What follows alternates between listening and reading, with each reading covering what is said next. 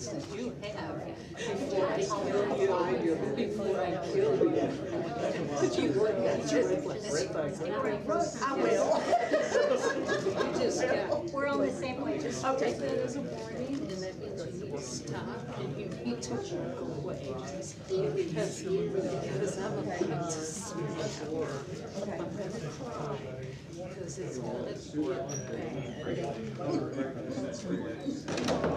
And I'm not crying because I'm hurt. I'm crying.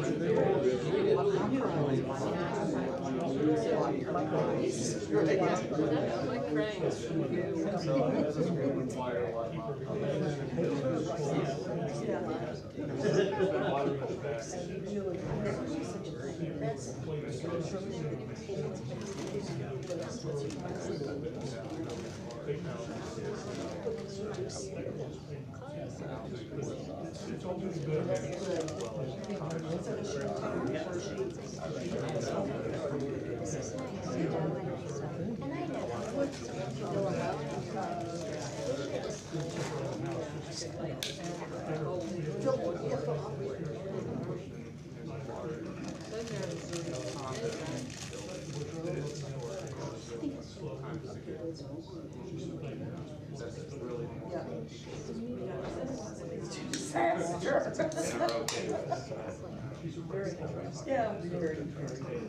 Yeah.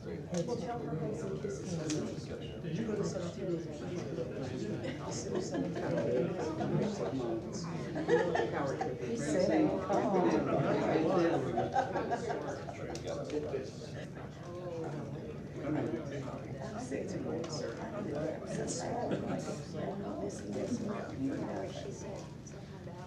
Yeah.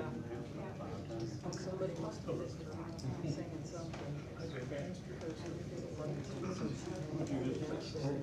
Oh, yeah. Exactly.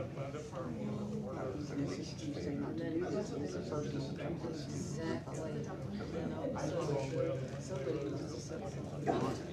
Nobody. And she did. But still. Okay, everybody, we'll get started with our next presentation. So Dr. Elaine Ernenwine studied anthropology and geography at the University of Denver and received a PhD in environmental dynamics at the University of Arkansas in 2008. She's been a professor at ETSU since 2013. Dr. Ernenwine's research focuses on near-surface geophysics, archaeological geophysics, and GIS for locating varied archaeological and geological features and understanding human spatial behavior. She has conducted geophysical surveys and archaeological investigations in South America, Africa, Europe, the Middle East, and throughout North America. Noah Hall is one of Dr. Ernenwine's research students pursuing a master's in a similar field. Noah's thesis is about the use of geophysics and UAV-based remote sensing techniques to map unmarked burials and improving our understanding of the conditions that impact the success or failure of thermal imaging to detect burials. Noah Hall received his Bachelor's of Science in Geology in 2022 from the University of Wisconsin, Eau Claire. Together, Dr. Ernenwine and Noah Hall aim to create a map that showcases how many unmarked burials are within the African American portion of Singing Spring Cemetery. And here are our next speakers.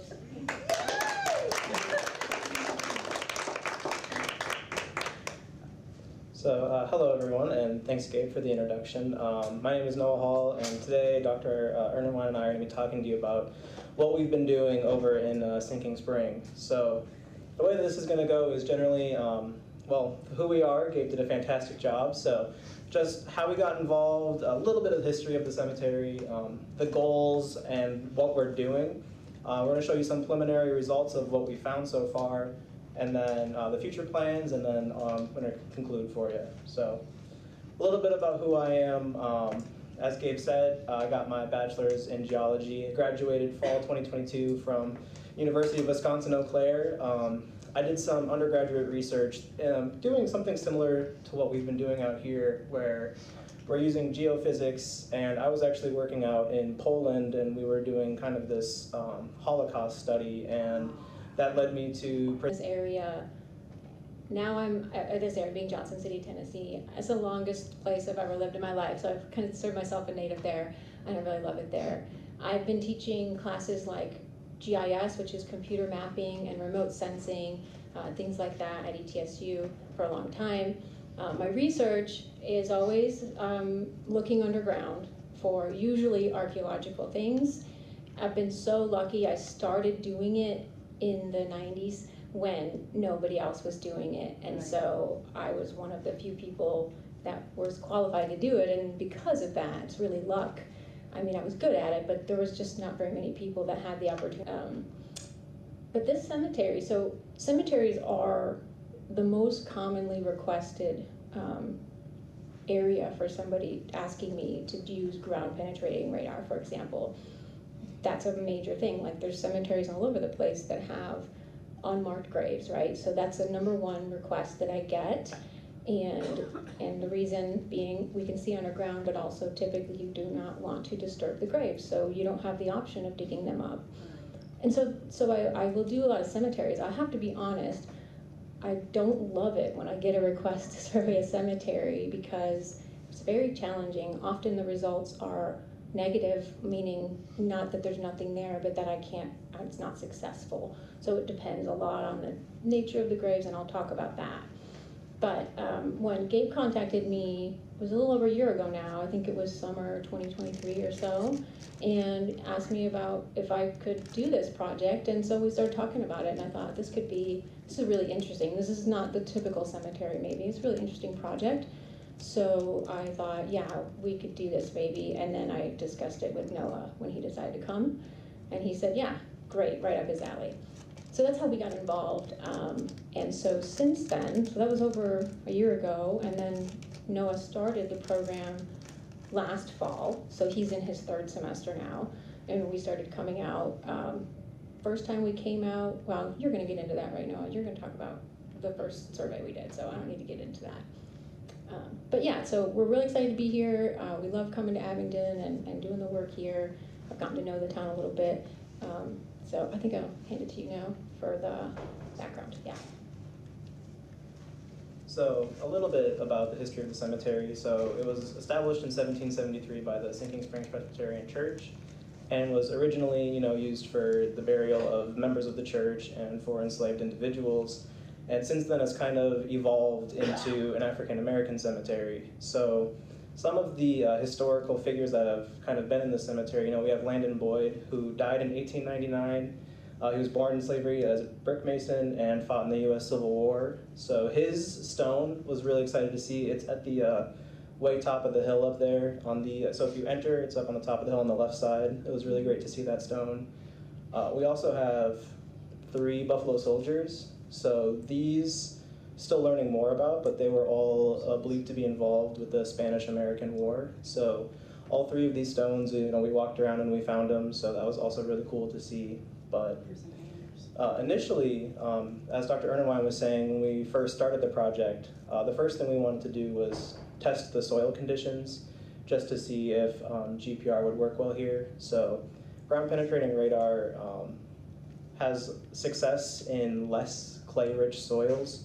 So clay can really inhibit the signal that GPR sends out, and we'll get back into that a little bit later. But we started up in that kind of northeastern portion of the cemetery with the Good family, and we wanted to do it there because these were known burials. So hopefully, if we were seeing anything, we would have something to compare it to. And the results that came back for that were really good. Family has kind of been our test marker for everything that we've been doing. If we can see the goods, then we know that we're doing a good job. So some of the goals of what we're hoping to accomplish here is creating an entire map area of the cemetery. So we want to mark out every single burial that we can see. That's the primary goal. And some of the secondary goals that we have is testing out thermal imaging. So we've had really great success with using our thermal drone, and we actually brought that along, so maybe the drone looks like that we've been using, but we've had really great success with it, and part of my thesis is figuring out why we've had such great success with it, so that's kind of a secondary goal. Another thing that we'd like to do is create a public-facing map, so after all is said and finished, we can compile all the data into an online map that can be accessed by anyone at any time, and then you can poke around the data and see exactly what we saw.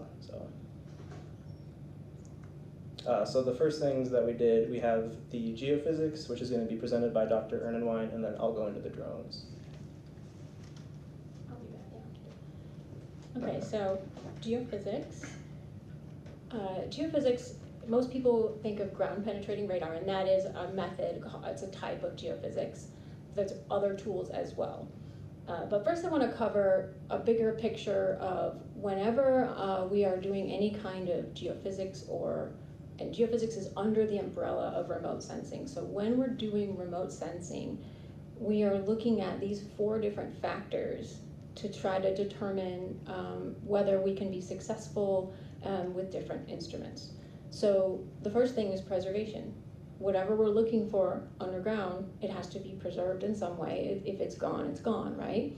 So preservation is obviously something we need to think about. Maybe is there still something in the ground from whatever we're looking for? So with graves, is there anything left in the ground? But actually with graves, it's interesting because I think a lot of the graves, especially at this cemetery, may have been in like pine boxes or not really substantial coffins, although we do have some metal coffins. But the grave and the material, the body, is probably long gone. There might be, if we ever excavated it, which we wouldn't, right? But there might be some teeth or something, but I think it's mostly decomposed. But when the graves were dug, every time you dig a grave, you cut down and you cut right through the layers, the natural layers in the ground, and you bury somebody, and then you fill the hole back in.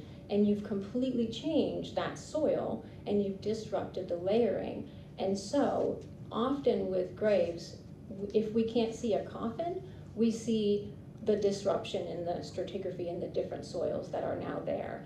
So you might be thinking you can't see the graves if they're gone, but we do see the grave shaft, and then that shows us where those people were buried. So preservation, or some evidence of an activity is what we're looking for.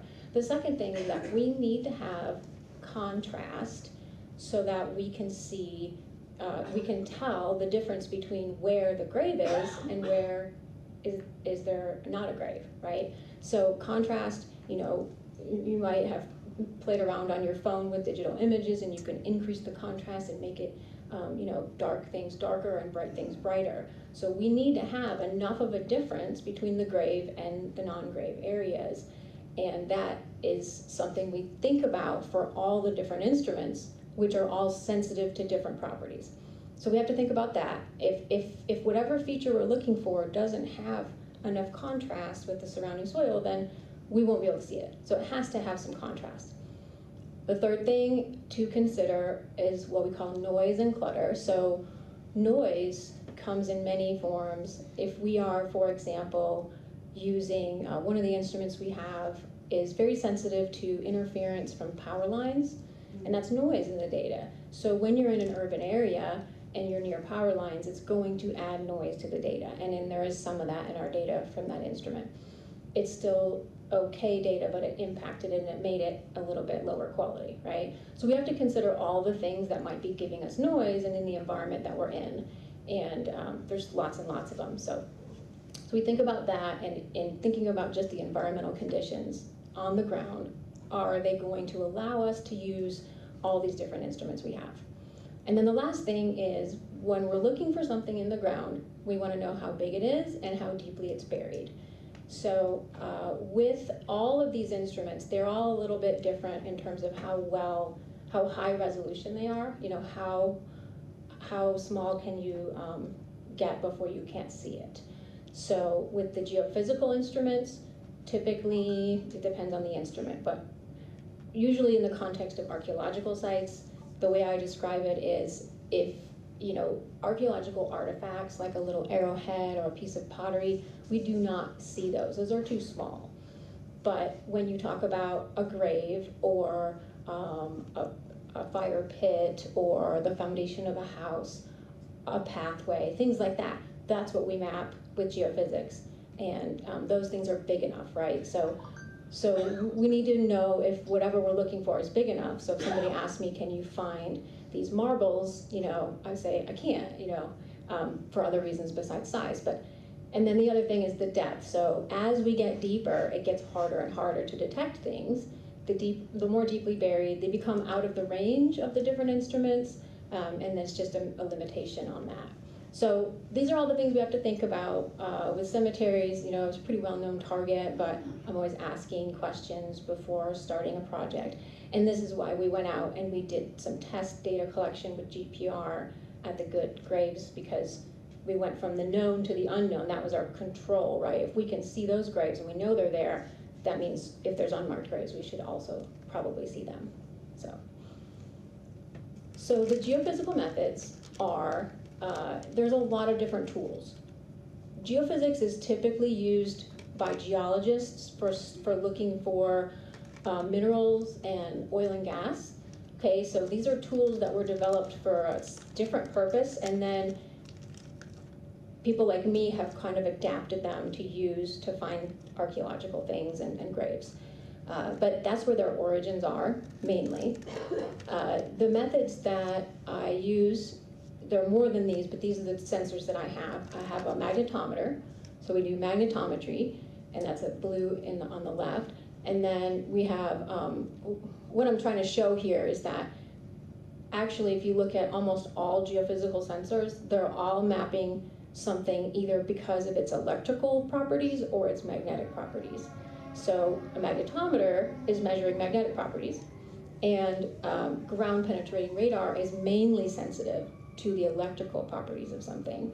And then we have an instrument called electromagnetic induction, and that measures both. It has two different types of data. It collects magnetic susceptibility and conductivity. But it all comes down to, when I talk about contrast, it's easy to imagine the contrast we need is like a different soil, right? Like that makes sense. But actually what we really are looking for is a different electrical property or a different magnetic property. And then we can see it with geophysics. So I will go over briefly these three sensors that we use. And the first one is magnetometry. So we're familiar with how a compass works, right? You use a compass and it points at magnetic north. So the Earth has this magnetic field, and for navigation we use a compass. But also we can use a magnetometer to measure. What we're measuring is very, very tiny variations in Earth's magnetic field. So the field is all around us right now, but objects and soils in the ground that are more magnetic, they have a secondary magnetic field that's produced that is larger if that object has a stronger magnetic property. Okay, so we can find things that have a very tiny, tiny increase in magnetism compared to things around it, and it's really neat. The magnetometers we use are highly sensitive, and you might be imagining for a magnetic thing like a magnet, right, or something metal, and you're right, those things are highly, highly magnetic, very strong magnetic properties. But actually the magnetometer senses things, just a different type of soil that might have a little bit more magnetic minerals in it. So it's really neat, it's really sensitive, so the magnetometer can really detect very, very subtle changes in mainly soils and different packages of sediment in the ground. The instrument right there, that's NOAA using that one is, there's a bunch of different types of magnetometers. They're all kind of doing the same thing more or less. This is called a fluxgate gradiometer, it's a fun word to say. We call it the TIE Fighter because it looks like kind of like the Star Wars TIE Fighter. So what it actually is really great, it has two magnetometers, so it's just two of the same instrument on either side. And it allows us, we're walking back and forth. We spent many, many weeks every day out there going back and forth like mowing the lawn, right? We're going back, we're going walking. So this is a great instrument that is really fast and very, very valuable for a lot of archaeological sites. And actually, truth be told, it almost never works for a cemetery. But it actually is working reasonably well here compared to other cemeteries. The second instrument, and the one that maybe you've heard of and you may have seen on TV or something, is ground penetrating radar. It's really cool that people know, so GPR, people know or have heard of it, and they know it's for looking underground. Unfortunately, the way it's presented in TV is inaccurate. It often shows like CSI, and it shows on a screen like a skeleton underground. That's not possible. Absolutely, I'm sorry to disappoint you, but it's not possible to see the skeleton, right? It's too small. Those bones are too small, and they don't have enough contrast with the soil, the bone material. So we will not see that. On rare occasions, people have been able to see like a brontosaurus, right? Because it's got a huge, massive bone, right?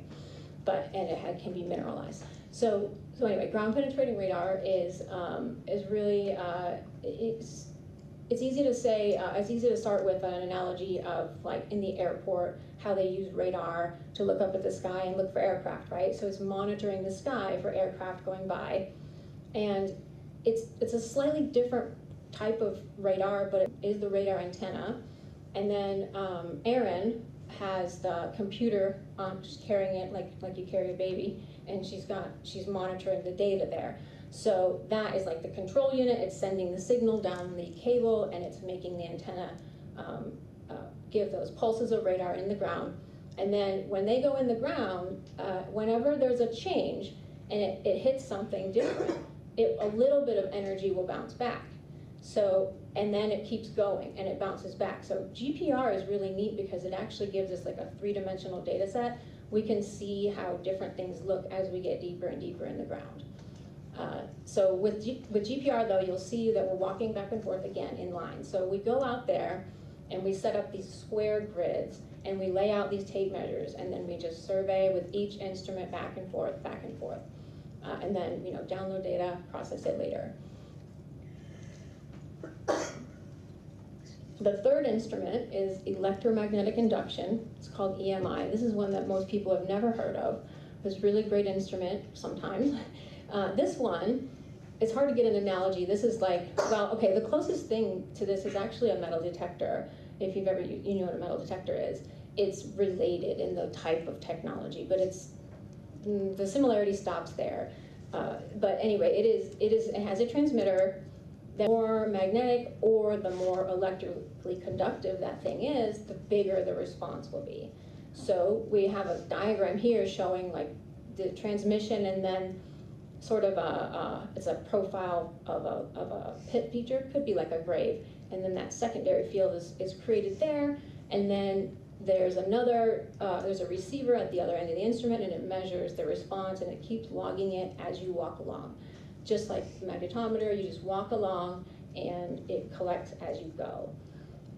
This one and the magnetometer are you have to, it's really great. Noah was in marching band, which was so helpful because when you have these instruments and they are not using a GPS unit. It's possible to hook up a GPS, but it's difficult under the tree canopy. I already knew how to do that when he started, so that was fantastic, because it does take a long time for students to learn that usually. So that was good. I actually was also a marching band, so I got, when I heard that, I was very excited. So, yeah, we were at it was last summer, not this past summer, the summer before he started, and he helped me with a field school I taught for archaeologists, and everybody else that was when I first started working with him, and everybody was really struggling, and he was just cruising. It was great. Okay, so that was the three instruments we use. Those are on the ground geophysical sensors, and those are what I've been doing for over 20 years. I've been using those instruments. But now, what Noah's going to talk about are the drones. So that is changing everything, and this is the first project that I've used them on with good results, like amazing results, really. So really excited about that.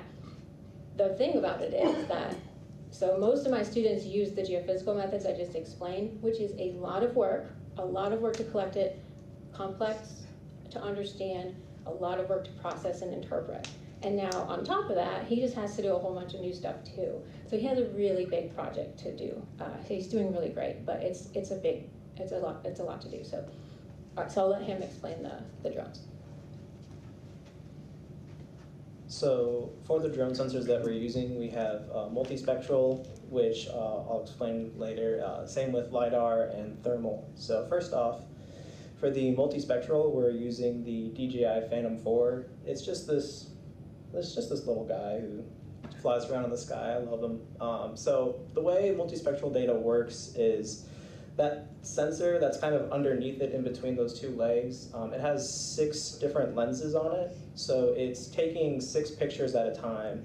And it has pictures using red, green, and blue. So kind of, in the visible area, but then you also get something called near infrared and then red edge. So it's using 2 additional sensors, and then the last one is just kind of, it's an RGB composite camera, so it just takes like a regular photo that you would expect. So what it's recording is in those, the visible spectrum, and then a little bit into the infrared spectrum. Whereas something like thermal is covering the near infrared as well, but then it's also getting that far infrared. So for this one, we're using the DJI Mavic 3T, and that's what we brought along today with us that we can show off later. And that picture is just kind of what it sees in the infrared camera. So this was taken during one of our night flights, and that's just me messing with our little GPS unit. So when we're out there flying, these drones operate on a flight path that we've already set up ahead of time. So that way we can just go out there, we set it down, and then we tell it to go, and it'll fly the path and then fly right back home. So that thing that I'm holding in there, it's called our RTK. So what that does is it's a highly accurate and highly precise GPS unit. So that way the drone can keep track of where it is in the air. So then every time it takes a picture, it also records where that picture was taken, in terms of like the latitude and longitude. So then that way, when we compile all the images together, it knows exactly where those images were all taken. And then lastly, we have our LiDAR drone, which is the DJI Matrice 300. So the way LiDAR works, essentially, is it takes this laser and shoots it, and then it will reflect back to the sensor. So this one is, the way we had it set up to record, I believe, is recording 2 returns, which means it will record the first point that it bounces back, and then if it goes further, it will record the second point that it's going to bounce back. So that's really good for getting past like leaves and tree canopy. So if you can think about it, it might hit a leaf and then might continue through and then bounce back again. So what LiDAR is able to do is essentially record topography at a really, really fine detail. So this one, I believe, is recording 6 centimeters, or is it 8? Depends on height, flying height. Sure. So this one is recording, I'll say 6 to 8 centimeters, basically per laser that it's shooting out. And this is, so let's compare it to the Tennessee LiDAR data, which is at about 1 meter per laser dot instead. So with this kind of technology, we're able to analyze the topography on a much finer scale than using what's publicly available. And this is what's really going to help us find graves, because if you have 5 meters between where you shoot lasers, and graves are only 1 to 2 meters long, then you could shoot on either side of it and miss it. But when you're using 6 centimeters, then you have a bunch of returns within a grave. So that's how we're able to see those really clearly. So right now, I just want to pause, make sure everyone's good. Does anyone have any questions about what we presented so far? Awesome. So there's going to be another, yeah, what's up? The drones, are they doing only the surface of the ground, and there's no penetration at all with this? Yeah, so for the most part, it's going to be all surface. The best that you'll get is with the LiDAR. So kind of like I was saying, how it has 2 returns. One return could be like, let's say, like a blade of grass, but then it's going to go through the grass and actually get to like these surface levels. So you're going to have what's called like a digital surface model, which is including the trees. So something like the thermal or the multispectral, it's not going to see through leaves. So you're going to get the ground, and then you're going to get kind of like the trees. So if you had like a flat line of data, it would go like this, and then it would hit a tree, and then it would come back, and it would go like that. But with LiDAR, you're actually able to get through the leaves, so it's kind of building a better surface, where that one is actually going to be truer to what the ground actually is. Does that make Will sense? it find the rectangle of the grave site and the indentation? Mm-hmm. And when we get to the LiDAR data, I'll be able to explain that a little bit more too. It looks really good. So there's going to be another pause for questions later after Dr. Ernwine presents the geophysical results. So thanks for hanging with us. Yeah, so that's a really big difference. You know, the geophysics is showing us it's actually literally putting energy into the ground, or it's looking at things underground, but the drones are not. They're only able to image what's on the surface. But actually, the graves are showing us a lot of evidence of what's underground by two things: by the vegetation, well, by three things. The grass there's different types of grass, and some of it's more green. And then it's also the thermal properties. So there's a difference literally a difference in the temperature of the ground at a grave versus not at a grave. And then with LiDAR, some of the graves, many of them have a very teeny tiny depression. So it's mapping the topography at a really fine scale. So it's like a very different approach, right? We're only looking at evidence on the surface, but we have it at the cemetery, and it's you don't see it when you're walking around unless you maybe, now that I know, you might, and actually right now it's really, if you walked out there, I think you'd see some of the patches of green grass over some of the graves, but you don't, it's the neat thing about drones and aerial photos and satellite images is you get that bird's eye view that you can't get standing on the ground, right? You just don't see it, and once you see the aerial images, you'll be pretty surprised at how obvious the patterns are. So here are the results, and these are preliminary. So Noah is learning. Like I said, he has a lot to learn on top of full-time classes, and he teaches some of the labs, so we're keeping him extremely busy. If anyone in here has been in grad school, you might remember that time. So he's very busy and he has a lot to learn. He is putting these data together, and we meet once a week, try to meet at least once a week, and go over new things. So this is pretty preliminary. This is the whole cemetery with the magnetometer. So it's really noisy. Remember I mentioned noise. It's extremely noisy. Around the border, there's the iron fence. So the fence is highly magnetic. It's made out of, I don't know, a lot of iron, and so it's making that pattern of where is that laser, that one? Yeah, it doesn't show on the TV, but you can see around the margins it's a black, white pattern. Those are called a dipole, and what they are is the positive and the negative side of a magnetic field. You know, like magnetic fields have poles, positive and negative. So within about 5 or 10 meters, or I know people think in feet, 20, 30 feet, you can't, it's so strong that you can't detect any subtle changes in the ground because all it can read is the strong magnetic field from the fence. So we have that, and then we have some other large areas that are these big black and white blobby things. And then anytime there's, you know, the graves themselves, some of them have some reinforcement bar, some rebar in them. Also, just around there might be some litter, you know, bottle caps, things like that. Those are all highly magnetic things that cause a huge anomaly in the data and obscure other more subtle things. So it's very noisy data. And I'm not surprised at a site like this in an urban area. But when you zoom in, you do see some, and if you're lucky, you know, in between where there's less noise, you'll start to see it. So we can zoom in a little bit, and it's still there's lots of noise. All those tiny little, large and small, little half-moon cookies, those little black and white things, those are dipolar anomalies that are from most likely a metal object. It could be anything, right? Somebody dropped a pencil that had a little bit of metal on it or something.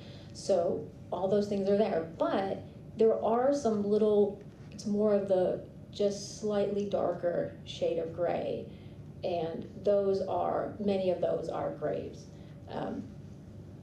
I know it's hard to see, trust me. So we're working on this. So the next phase is going to be pulling that out of there, interpreting it, and drawing those lines. We're going to go over different ways of doing it. One is a manual way where you go in there and you literally kind of trace the lines with the computer. Or there's ways of doing kind of an automated extraction. Some of it's with artificial intelligence, some of the newer stuff.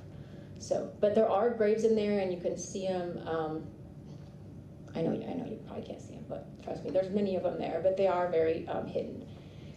Here is, so let me talk about, so what would they look like? the graves that we see in the magnetometry data they have typically been a slightly elevated magnetic field. And so what I believe is that because of every grave is a grave shaft that remember the soil's gotten mixed up, and there's something about that soil that is a little bit more magnetic, and it might be that it mixed in some more magnetic soils that were deeper, and so whatever that is, there's other potential reasons why. We don't know exactly why, but pretty much every time I do magnetometry, all you know is that there's something different there, and if it is the size, shape, and orientation of a grave in a cemetery, it's very likely a grave. So that's how we interpret it, right? Can you point to one Yeah. that you think Yeah, is? so it would be like, yeah, it is hard to see from here. Probably these, the Okay. ones that are light, but not these, not the ones that are jumping out at you, because those are the noise. Maybe that one right there. So it is hard to see, but it's a good one right there, I think. There. We need to have a scale on there as well to show the size of those things.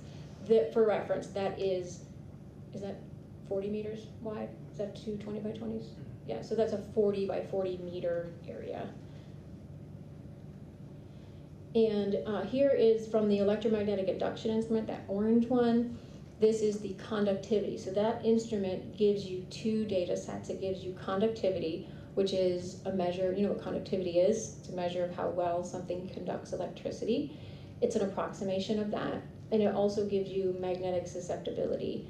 So conductivity, again, very noisy data and not a whole lot that we can see in here. I don't know if this has been yet enough time to look down at it. There is, so that's noise as well. I don't see any obvious, I don't think there's any graves in this data set. So we do have some periodic noise in the corner and everything. So we will work on this and see if we can extract anything. It could be a matter of processing and increasing contrast. But really, what we're doing with this project is trying all the instruments, right, and seeing what works. So this one's not been very successful. And then this is the other one from that, the magnetic susceptibility. This one's better. This one's always better. Magnetic susceptibility is really great. So you might wonder, we've got a magnetometer. What's different with magnetic susceptibility? And it's weird. They're related, but a magnetometer is measuring those magnetic fields as I explained. This instrument is measuring magnetic susceptibility, and it's called an active method because remember that electromagnetic induction instrument is producing an electromagnetic field and then measuring the response. The difference with the magnetometer is a passive method. It's not generating any energy. It's only recording existing fields. So the EMI instrument does a better job often of detecting some subtle things. The other difference is that it's looking at a more shallow depth. Like there's a lot of differences between the results. The best thing about magnetic susceptibility data is that it's not measuring the positive and negative poles, and it's not measuring those big electromagnetic, or those big magnetic fields, those big giant black and white blobs. We don't have that in the data, so it's really, really much nicer data. And so we're looking at a map of the whole cemetery again of magnetic susceptibility. The black means it's a stronger magnetic property, and the white is the opposite. If you, oh, I went wrong way. If you zoom in, we do have, now I think we need to clean up the data on the lower left, but it is pretty clear on the right that we have some grave anomalies. So let me point those out. It's very subtle, but you can see, and they're all kind of in a row like graves. So they're showing up here, and they're showing up as the white, so that means that they're showing up in that portion as a lower magnetic property than the surrounding soils. I can explain it either way. For some reason, whatever, it's different is all I can say. So the soils there are less magnetic. Now the magnetometer showed them as more magnetic, and I think it's because the magnetometer is looking deeper, and this one's looking very shallow. So we have a different type of soil property, shallow and deep.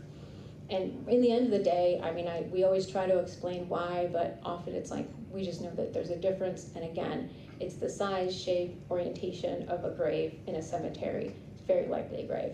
And when we look at all of them together, and 3 or 4 different types of data show that there's a grave there, that's like, you really can't argue with that. So that's kind of how we do it. And then here is some ground penetrating radar data. So GPR is different. I mentioned it's kind of a 3D method. Every line of data is actually like a profile, and I'm looking at the time. So the profile, you put them all together, and then what you can do is you can slice at different depths in the ground. So this one is 90 to 120 centimeters, so pretty deep. And again, black means that there were reflections, and white means an absence of reflections, where the energy just kept going in the ground. And so this one's really great because you can see these graves here, the white Wow. there. And there's quite a lot of them.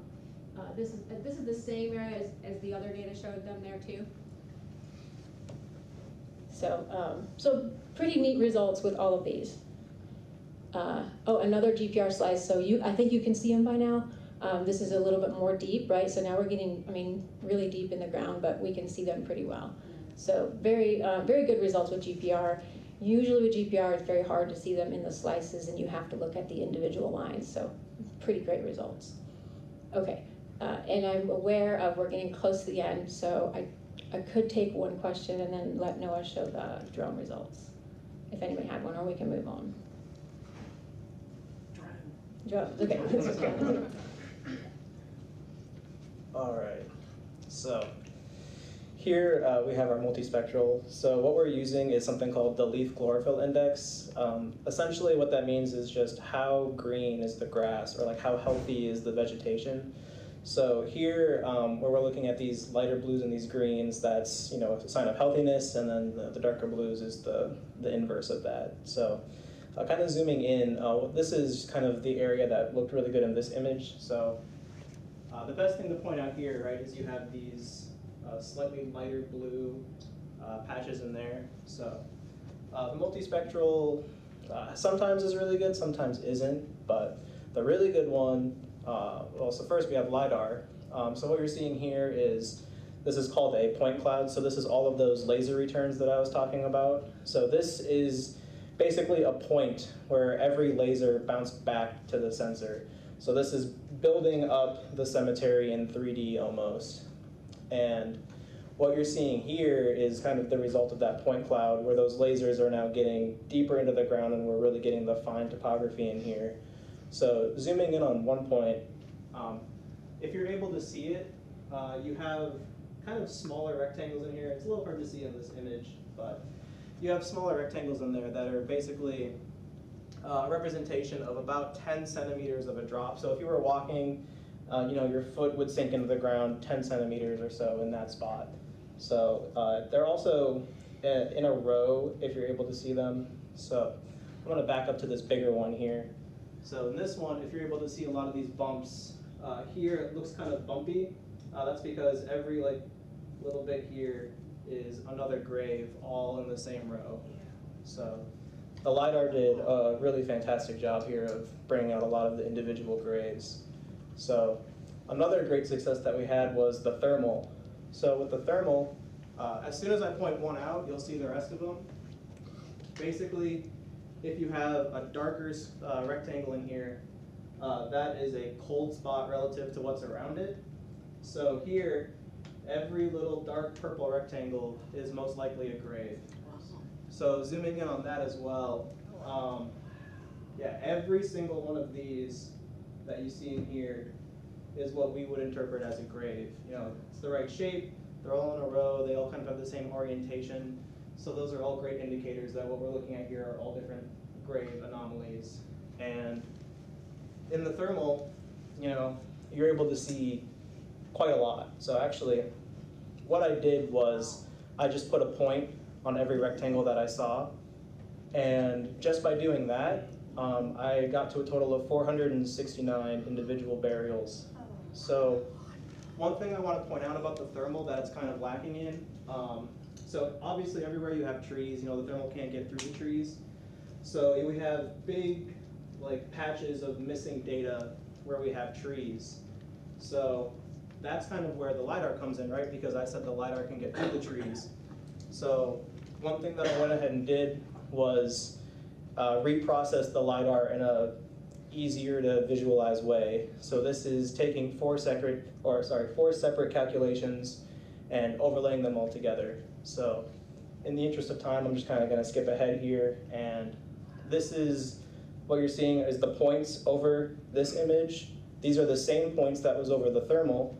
So we still have all 469 of those points, but now where there's no, where those data were kind of obscured by the trees, we're able to see a lot more individual rectangles that were kind of underneath that tree canopy. So one of the things that I plan on doing in the future is coming back to this image, doing the same steps, and then trying to get a more accurate total of how many graves we have here. But even in the thermal imagery, I could see that I missed a few.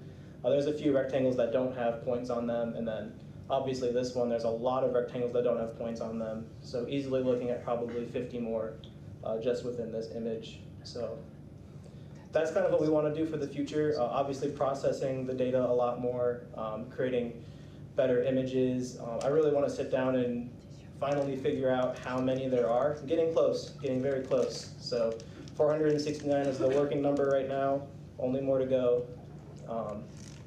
I want to thank everybody who came out and helped us. So here from left to right, we have Tyler Langford, Sayona Turner, Aaron McDowell, Amy Collins, and then Briar Schubert.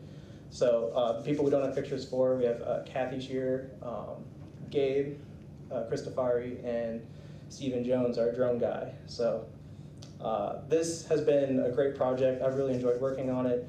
I know that I'm from Minnesota and I'm from the north, so this isn't my history, but I've taken a really big interest in it, especially as a person of color, and I really appreciate the cooperation we've had from everybody, allowing us to come in and really help tell the stories here. So if anyone has any questions, we'd be happy to take them. Are there sources of documentary or anecdotal evidence or whatever you can kind of cross-reference these two, like the numbers, to kind of zero in on your number or test your number against? Mm-hmm. So I've spoken with the Washington County Historical Society, and they provided me with a piece of paper that had a list of every name that they had available to them. And on that paper, there was a total of 199 individuals. I don't know how many markers are actually in the cemetery. So you have the markers in the cemetery, and then that list of individuals, which I know is more than the markers. And now we have kind of where we're at. So all of this hopefully coming together and tell you how many are actually there. Awesome. Have you folks tapped into NASA Langley Research Center? They've been doing research in LiDAR for quite a number of years, and of course spacecraft is a much bigger version of what you're doing, but you have the smaller scale. But I would think that they would partner with you in a way. If you wanted to submit a grant to them, I would think that they would easily get involved in helping try to convey their technology to this application. Have you? Yeah, I don't know. I mean, there's a lot of different grant program opportunities, and I haven't applied to a grant from NASA. Should look there. Mostly the grant funding that I've gotten was a variety of things. NSF's, the National Science Foundation, is a big one for funding. Various statewide organizations. Stuff like this is more about history, and so like I've gotten some funding from, in Tennessee, from Tennessee Historical Commission, and Gabe did apply. So Gabe applied for a preservation grant for the cemetery, and I think got comments back and is going to reapply. And now that we have this data, it's going to be, I think, a stronger argument to get funding for preservation. Yeah. I'm just thinking that the NASA would get a big, PR benefit from this. If their space technology is now being used in an application. Yeah, I mean, and I have actually worked with some of my colleagues at NASA on other grants before. I'm doing historical stuff, so yeah. That was a grant funded by the military, and they were like a partner, and it was looking at remote sensing on military lands for it wasn't graves, it was archaeological sites that they were trying to preserve. But no, you're right, I think they're.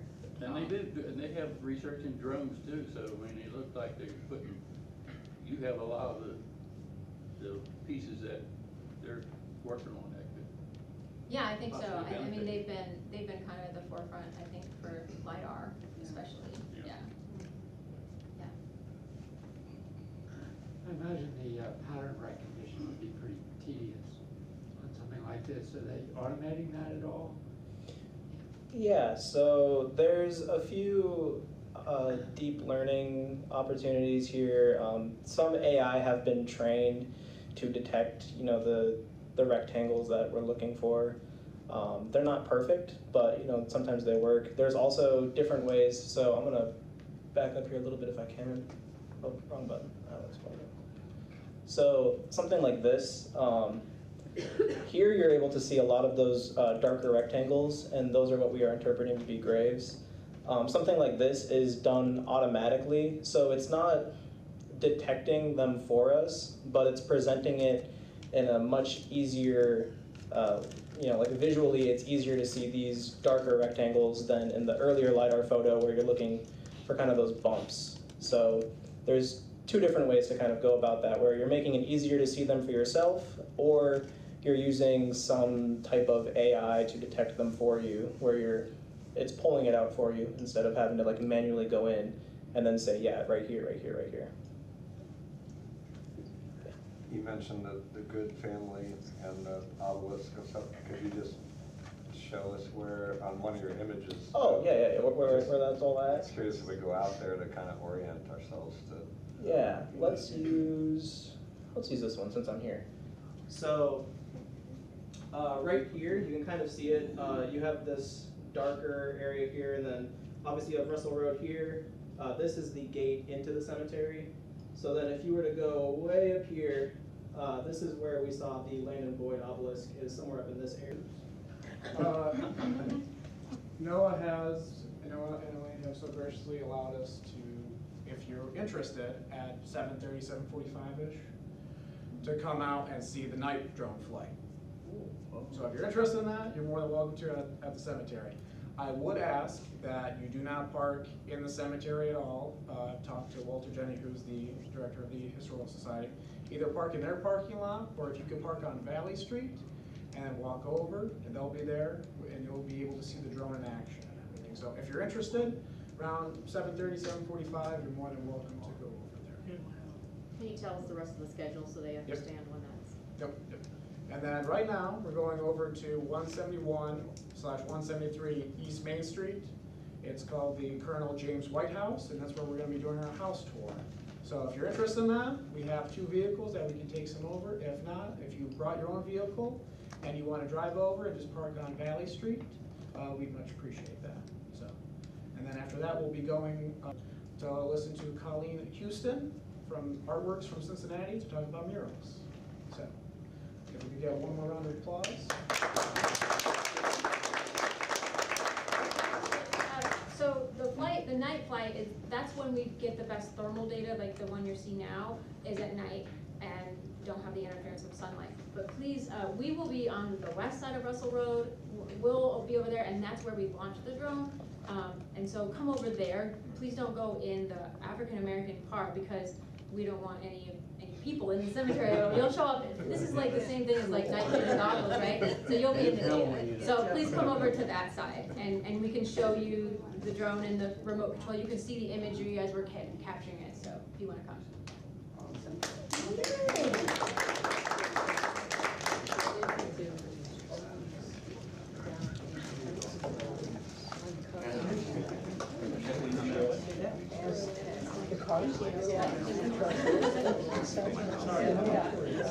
If you want to ride